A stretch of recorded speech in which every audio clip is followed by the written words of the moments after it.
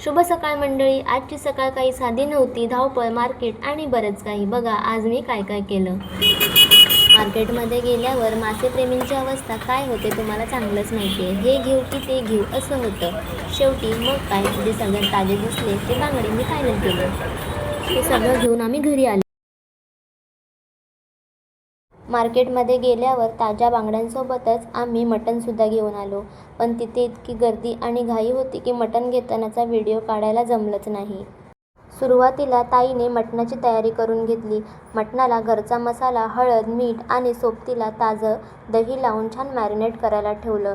दह्यामुळे मटण एकदम कसं मऊ आणि चविष्ट होतं. मटणानंतर आता बारी आहे या ताज्या बांगड्यांची.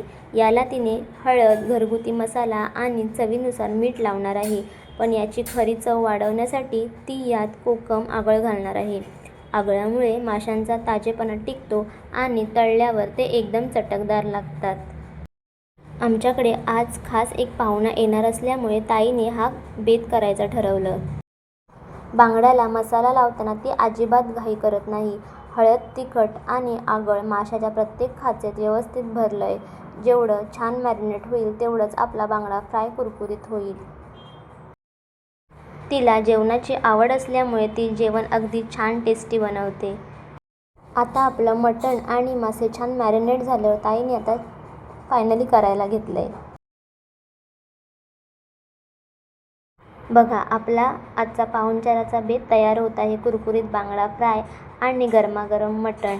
ताईच्या हातची चव आणि हे ताजं जेवण बघून पाहुणा तर नक्कीच खुश होणार.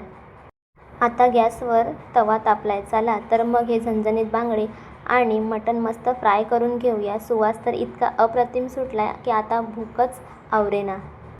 आणि आज खास म्हणजे मटणासोबत गरमागरम टम्म फुगलेले वडेसुद्धा ताई करणार आहे. चला तर बघूया आपण. मटणाला सुद्धा छान अशी उकळ आलेली आहे आणि आपले बांगडेसुद्धा फ्राय करून झालेले आहेत. चला फायनली आता ताईने वडे करायला घेतलेले आहेत. वडे कसे मस्त असे गरम टम्म असे फुगलेले आहेत. आता थोड्याच वेळात आमचा पाहुणासुद्धा येईल. फायनली हा आमचा पाहुणा गावावरून आलेला आहे. दादाने थोडा वेळ बसून आराम करून ताईने फायनली भाऊजींना आणि दादाला जेवायला सुद्धा वाढलं.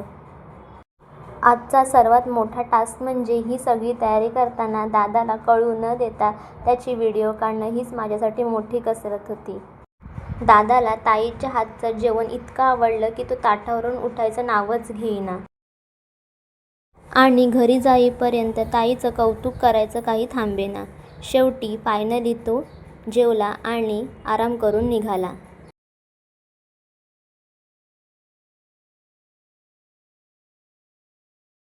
खूप साऱ्या गप्पा मारून झाल्यावर शेवटी दादाच्या जाण्याची वेळ झाली. म्हणून मी त्याला खाली सोडायला गेले. कॅमेरा थोडा हललाय खरा, पण दादाला कळू न देता केलेली ही चोरी आहे. शेवटी दादाला रिक्षा मिळाली आणि त्याला बाय करून मी सुद्धा निघाले. व्हिडिओ अपलोड केल्यानंतर दादाचे रिॲक्शन काय असेल हे आपण नक्कीच बघूया. चला